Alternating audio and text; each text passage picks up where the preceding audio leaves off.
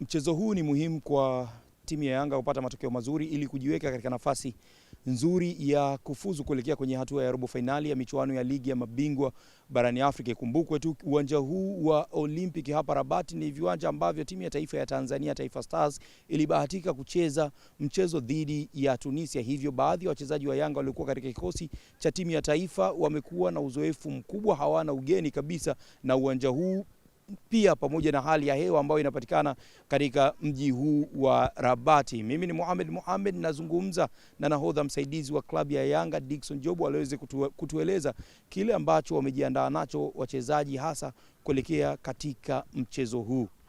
Sisi kama wachezaji hali yetu iko vizuri na tuko tayari kwa ajili ya mchezo huo, kwa sababu tunatambua umuhimu wa mchezo huo. Ni mchezo muhimu sana kwetu na tunahitaji matokeo yaliyokuwa bora katika mchezo huo. Kwa hiyo ni jukumu letu kuweza kujiandaa vizuri na kuweza kufanya vizuri katika mchezo wa kesho.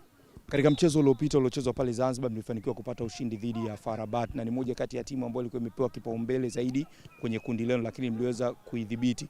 Kuja kwenye huu mchezo kuna cha tofauti ambacho mnaweza kukionyesha tofauti na mazingira tu ambao mmekuja katika uwanja wao? Nachoamini viko vingi vya tofauti, kwa sababu tulipata matokeo lakini hatukuwa bora kwa 100%. Kwa hiyo yapo yale ambayo yameongezeka na tunaamini katika mchezo wa kesho tutafanyia kazi kuweza kufanya vizuri kwenye mchezo.